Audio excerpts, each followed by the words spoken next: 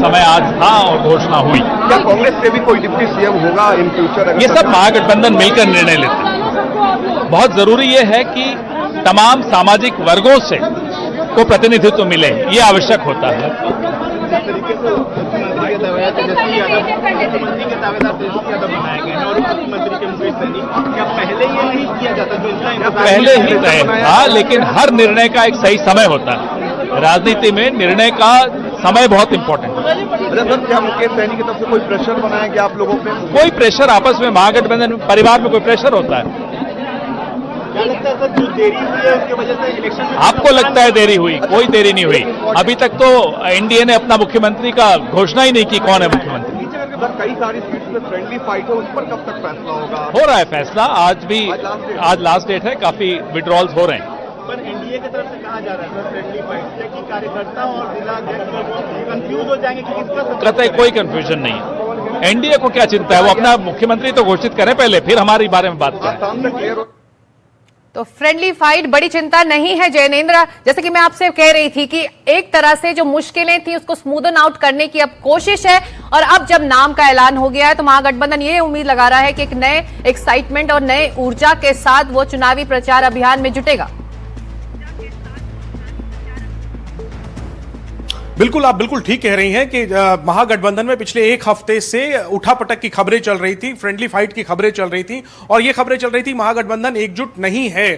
अब उसके उलट महागठबंधन की तरफ से प्रेस कॉन्फ्रेंस की गई, तेजस्वी यादव को मुख्यमंत्री का चेहरा घोषित किया गया। मुकेश सहनी जो मल्लाह समाज से आते हैं, ये जाति जो है वो देखना होगा क्या एक्स फैक्टर की भूमिका निभाती है इंडिया गठबंधन के लिए इस चुनाव में, बिहार विधानसभा चुनाव में। उसके नेता को उप मुख्यमंत्री घोषित किया गया, जो लगातार इस पद के इस ऐलान के लिए दबाव बना रहे थे। तो कहीं ना कहीं अब इंडिया गठबंधन के पास ये मौका हाथ लगा है पूछने का एनडीए गठबंधन से कि उनका मुख्यमंत्री का चेहरा कौन होगा, क्योंकि ये तो सच है कि नीतीश कुमार को अब तक औपचारिक तौर पर मुख्यमंत्री का उम्मीदवार एनडीए की तरफ से घोषित नहीं किया गया है, और यही वजह, इसी नैरेटिव को जमाने की कोशिश इंडिया गठबंधन की तरफ से की जा रही है, चाहे वो फिर तेजस्वी यादव हो या अशोक गहलोत हो या फिर हमने अभी पवन खेड़ा को सुना। तो ये तो चलता रहेगा। देखना यही है कि क्या एनडीए इसके दबाव में आएगा और क्या नीतीश कुमार को मुख्यमंत्री का औपचारिक तौर पर चेहरा घोषित किया जाएगा। लेकिन सिक्का देखिए, जो फ्रेंडली फाइट वाली गांठ है वो सुलझ नहीं पाई है, और ये अहम है। तकरीबन 10 सीटों पर कांग्रेस के सामने सहयोगी दलों के उम्मीदवार हैं, और इन सीटों पर जो है वो खेल खराब होना तय है। इसको सुलझाने की कोशिश जो अंदर खाने अभी भी जारी है। अभी भी कुछ घंटों का समय है नाम वापसी का, लेकिन मेरे पास जो जानकारी है, अभी तक ना तो आरजेडी झुकने को तैयार हुई है और कांग्रेस भी आरजेडी के सामने झुकने को तैयार नहीं है नाम वापसी के मोर्चे पर। तो भले ही मुख्यमंत्री का चेहरा घोषित हो गया हो, भले ही एकजुटता की तस्वीर दिखाने की कोशिश हो रही हो, लेकिन अंदर खाने जो फ्रेंडली फाइट वाली दरार है वो बरकरार है, और वो एक कमजोर कड़ी साबित हो सकती है। वो भी उस मुकाबले में जब नजदीकी मुकाबला माना जा रहा है इस बार बिहार विधानसभा चुनाव में। अगर 1 दर्जन सीटों पर आपस में ही इंडिया गठबंधन की पार्टियां लड़ेंगी, एक दूसरे का वोट काटेंगी, तो जाहिर सी बात है कि उससे नुकसान तो अंतोगत्वा गठबंधन का ही होगा। जी बिल्कुल बिल्कुल, और इस नुकसान पर तमाम सवाल कांग्रेस के नेताओं से किए जा रहे हैं, जिसका जवाब अभी सीधे तौर पर जैनेंद्र नहीं मिल पा रहा है। ऋषि मिश्रा वरिष्ठ पत्रकार पटना से हमारे साथ जुड़ रहे हैं, और साथ ही सतीश केशरी यहाँ स्टूडियो में मौजूद है। सतीश, हेडलाइन इस प्रेस कॉन्फ्रेंस की तो मैंने पहले बता दी कि सीएम चेहरा कौन, डिप्टी सीएम चेहरा कौन, और बाकी और डिप्टी सीएम के चेहरे जुड़ेंगे। आपके लिए बिटवीन द लाइंस और कौन कौन सी हेडलाइन है इस प्रेस कॉन्फ्रेंस के बाद? देखिए, चेहरा घोषित हुआ ये खबर जरूर है, हेडलाइन है, और जिस प्रकार से नीतीश के ऊपर हमला कि उनको उनके साथ अन्याय हो रहा है, उनको हटाने का ये है, उनका नाम नहीं है एनडीए में, ये एक उसका मुख्य जो इन लोगों ने उसको नैरेटिव बनाया है।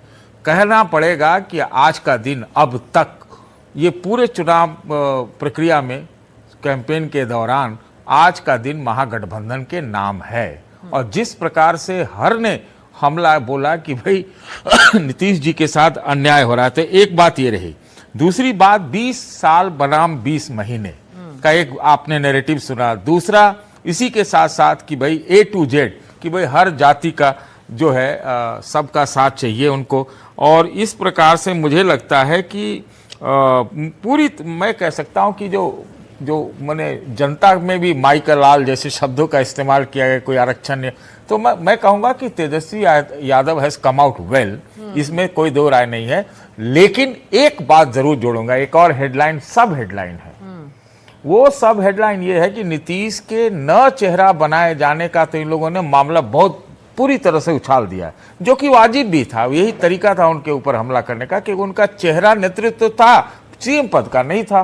अब लेकिन इन्होंने घोषणा तो मुकेश सहनी के दबाव के आगे झुके तो कम से कम उनको डिप्टी सीएम का चेहरा तो बना दिया, लेकिन कांग्रेस पार्टी का पिछला जो महादलित का एक चेहरा है, हाँ। या कोई वो चेहरा इनके डिप्टी अगला दूसरा डिप्टी सीएम में नहीं है। और ये आप समझ लीजिए जैसे नीतीश जी के चेहरा को मतलब एक तरह से अंडू कर दिया अमित शाह जी ने, उसी प्रकार से आज सीएम का चेहरा कांग्रेस के पास भी तो नहीं है। कांग्रेस से जब सवाल पूछे जवाब कहाँ मिल रहा है सतीश? नहीं, मैं वही तो कह रहा हूँ, ये जैसे नीतीश का ये मामला उठा रहे हैं ना कि भाई उनका तो नाम ही नहीं है, तो ये सवाल जैसे अब उनके यहाँ चिराग पासवान है, उनके यहाँ मांझी है, अब इनके तरफ से कौन है? जब नहीं है तो अब आपको एनडीए के तरफ से या कहें अब तो बीजेपी के तरफ से ये वाला हमला आ सकता है। इस बीच और बड़ी खबर, जो तमाम चीजें कही गई हैं, तमाम बातें कही गई हैं, मुख्य बातें, उस पर हम नजर डालते हैं। महागठबंधन के सीएम और डिप्टी सीएम के फेस जो हैं वो फाइनल हो चुके हैं। आपके टेलीविजन स्क्रीन पर ये दो नाम, तेजस्वी यादव, मुकेश सहनी। 28 अक्टूबर को महागठबंधन का घोषणा पत्र भी आएगा। राहुल गांधी 8 से 10 रैलियां बिहार में करेंगे। राहुल गांधी और तेजस्वी यादव की साझा रैली होगी, साझा चुनाव प्रचार किया जाएगा। ये तमाम बातें 28 अक्टूबर को महागठबंधन का घोषणा पत्र मैनिफेस्टो आएगा। राहुल गांधी भी लगातार बने रहेंगे बिहार में। तो अपनी रणनीति लेकर जैनेंद्र तैयार है। महागठबंधन कांग्रेस की तरफ से भी पूरी ताकत अब झोंकी जाएगी। देर हो चुकी है, कल तक ये सुर्खियां महागठबंधन बना रहा था और लगता है कि एक तरह से आज की प्रेस कॉन्फ्रेंस के बाद, जैसे कि सतीश कह रहे हैं, आज का दिन महागठबंधन के नाम रहा, तेजस्वी यादव के नाम रहा और वो अपर हैंड इस वक्त बिहार की जमीन पर उसको मिल रहा है। बिल्कुल, देखिए ये तस्वीर का एक पहलू है। तस्वीर का दूसरा पहलू ये भी है कि इस अनाउंसमेंट के मौके पर जो बैनर लगा था मंच पर, उस पर सिर्फ तेजस्वी यादव की तस्वीर थी और किसी नेता की तस्वीर नहीं थी। जाहिर सी बात है कि अगर राहुल गांधी की, मल्लिकार्जुन खड़गे की या राजेश राम जो दलित समाज से आते हैं, बिहार कांग्रेस के प्रदेश अध्यक्ष हैं, उनकी तस्वीर होती तो वो उस वोटर तक भी आप संदेश दे पाते। अगर लेफ्ट दीपांकर भट्टाचार्य की तस्वीर होती, डी राजा की तस्वीर होती, एमए बेबी की तस्वीर होती, सीपीएम महासचिव मुकेश सहनी की तस्वीर होती, तो इससे फायदा ही मिलता। लेकिन ये जो केवल तेजस्वी की तस्वीर के साथ प्रेस कॉन्फ्रेंस हुई, ये खटका है बाकी दलों के नेताओं और कार्यकर्ताओं को, भले ही ये बात कही ना जा रही हो। और इसके अलावा फ्रेंडली फाइट वाली सीटों का पेंच तो है ही, लेकिन हाँ, ये एडवांटेज जरूर मिल गया है इंडिया गठबंधन को कि उनके मुख्यमंत्री के चेहरे अनाउंस हो गए हैं। मुकेश सहनी को डिप्टी सीएम का कैंडिडेट घोषित करके एक किस्म से बड़ा दांव चला है, जो कि लाभ ही पहुंचाएगा इंडिया गठबंधन को। तो कुल मिलाकर के अब आने वाले दिनों में एकजुटता का संदेश देना होगा। और आने वाले दिनों में हमें बताया गया कि राहुल गांधी जो है छठ के बाद चुनाव प्रचार शुरू करेंगे। तकरीबन 8 से ज्यादा रैलियां वो कर सकते हैं और उसमें ज्वाइंट रैली भी होगी तेजस्वी यादव के साथ। और उसके पहले 28 तारीख को महागठबंधन जो है वो अपना घोषणा पत्र पटना में जारी कर सकता है। जी बिल्कुल ऋषि, आप बिहार के जमीन को अच्छे से समझते हैं। आप चाहे सीएम चेहरा अनाउंस हो गया हो, तेजस्वी यादव कह रहे हो हमारे पास विजन है, पैशन है, कमिटमेंट है, हाँ अब सवाल एनडीए से अब हम करेंगे। लेकिन जो 10 सीटें, 10 से 12 सीटों पर फ्रेंडली फाइट को लेकर जैनेंद्र जो लगातार कह रहे हैं कि उसको स्मूदन आउट करने की, उसकी मुश्किल खत्म करने की कोशिश आज होती रहेगी, क्योंकि नॉमिनेशन वापस लेने का आज आखिरी दिन है। आपको लगता है फ्रेंडली फाइट एक बड़ी चुनौती रहने वाली है? हालांकि सुर्खियां तो आज तमाम दूसरी बातों के लिए होंगी, लेकिन जमीन पर यह भी एक चुनौती है महागठबंधन के लिए इस वक्त। देखिए, राजनीति में कोई फाइट फ्रेंडली नहीं होता है। राजनीति में कोई भी फाइट, यदि आप दो कैंडिडेट एक ही गठबंधन से हैं और उसको आप फ्रेंडली फाइट कहते हैं, तो ये राजनीति में अपने सुविधा के अनुसार से गढ़ा हुआ शब्द है और राजनीति में इसके कोई मायने नहीं है। नो डाउट सतीश सर ने भी कहा, जैनेंद्र जी ने भी कहा, आज का दिन बिल्कुल तेजस्वी यादव ने एक तरह से चुरा लिया है, एक नैरेटिव सेट कर दिया है और इस नैरेटिव का काउंटर एनडीए कैसे करती है, क्या ज्वाइंट प्रेस कॉन्फ्रेंस करके नीतीश कुमार को अपना मुख्यमंत्री चेहरा घोषित करती है, ये देखने वाली बात होगी। दूसरी बात, तेजस्वी यादव को यदि सीएम बनना है तो थोड़ा बड़ा दिल दिखाना होगा और मुझे कहीं ना कहीं इसमें एक रणनीति रूप से चूक दिखती है कि एससी समाज से आने वाले राजेश राम, यदि चिराग पासवान को देखे तो 5.25% के वो नेता है। जिस प्रकार से उनका ग्राफ बढ़ा, पासवानों ने उनको अपना नेता माना। आज भी पासवान जो है एकजुट है चिराग पासवान के नाम पे। जहां चिराग पासवान जाएंगे वहां पासवान समाज का वोट मिलेगा। ठीक उसी प्रकार एक नैरेटिव क्रिएट किया जा सकता था कि राजेश राम को भी डिप्टी सीएम बनाया जा सकता था, बनाए जाने की घोषणा की जा सकती थी। तो 5% से 5.5% रविदास समाज का वोट है, और आज के डेट में रविदास समाज का कोई एक बड़ा नेता पूरे पैन बिहार में नहीं है। और यदि राजेश राम को आप प्रोजेक्ट करते तो 5.5% का चंक आपके साथ एड ऑन होता, सामाजिक आधार बढ़ता, तब जाके एक आप टक्कर देने की स्थिति में आते। जहां तक मुकेश सहनी का है, उसका काउंटर पॉइंट मेरे पास ये है कि मुकेश सहनी जिस समाज से आते हैं उसका सामाजिक लड़ाई यदि आप ग्राउंड पे देखें तो यादवों से है। जहां महागठबंधन के उम्मीदवार मल्लाह समाज के होंगे वहां आसानी से वोट ट्रांसफर हो जाएंगे, लेकिन यदि वहीं महागठबंधन और आरजेडी के उम्मीदवार यादव होंगे वहां मल्लाहों का वोट ट्रांसफर आसानी से नहीं होगा। आप लाख उनको डिप्टी सीएम फेस घोषित कर दें, लेकिन जो ग्राउंड पे सामाजिक लड़ाई है, एक मतलब जो एक ताना बाना सामाजिक ताना बाना है, उसको आप इतने आसानी से डाइल्यूट नहीं कर सकते हैं। तो ये बात समझने की जरूरत है। जी बिल्कुल जैनेंद्र, जो बात ऋषि जी कह रहे हैं कि कास्ट अरिथमेटिक को देखते हुए कांग्रेस को ये सूट करता, महागठबंधन को सूट करता कि मुकेश सहनी के साथ राजेश राम का नाम भी इसमें अनाउंस हो जाए। कांग्रेस की परेशानी डिप्टी सीएम चेहरे को लेकर है, कहां पेंच फंसा है?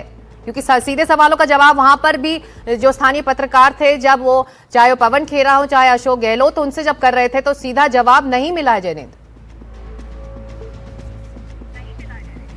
बिल्कुल, और जो ऋषि जी बोल रहे हैं बिल्कुल ठीक बात है। देखिए, शुरू से तेजस्वी यादव के मुख्यमंत्री पद के चेहरे के तौर ऐलान के साथ में 3 डिप्टी सीएम के ऐलान का फार्मूला अंदर खाने चल रहा था, और ये इसलिए चल रहा था कि मुकेश सहनी लगातार दबाव बनाए हुए थे कि उन्हें उप मुख्यमंत्री का चेहरा घोषित करना ही होगा, और उसको लेकर आज सुबह भी प्रेशर बनाया है मुकेश सहनी ने, तब जाकर के अनाउंसमेंट हुई है। लेकिन इसके साथ में 2 और डिप्टी सीएम होंगे, कम से कम ये कह देते तो भी राजेश राम को अपने इलाके में कहने के लिए ये होता कि ये जो एक डिप्टी सीएम कांग्रेस का होगा वो मैं हो सकता हूं। शकील अहमद खान को सीमांचल के इलाके में अपने इलाके में कहने के लिए होता कि ये जो एक डिप्टी सीएम है ये मैं हो सकता हूं। दोनों को अपने अपने इलाके में लाभ होता। एक डिप्टी सीएम जो है वो जाहिर सी बात है सीपीआई-एमएल को मिल सकता है, उनके भी जो प्रमुख उम्मीदवार हैं उनको अपने इलाके में कहना होता, तो ये एक किस्म से एड ऑन ही होता इंडिया गठबंधन में। ये अनाउंसमेंट ना करके कोई फायदा नहीं हुआ है। मुकेश सहनी को अनाउंस किया तो कुछ फायदा ही होगा, अगर इसमें आप और अनाउंस कर देते तो इसमें फायदा ही होता। हालांकि देखिए, कांग्रेस में तो विधायक दल का नेता, जब विधायक दल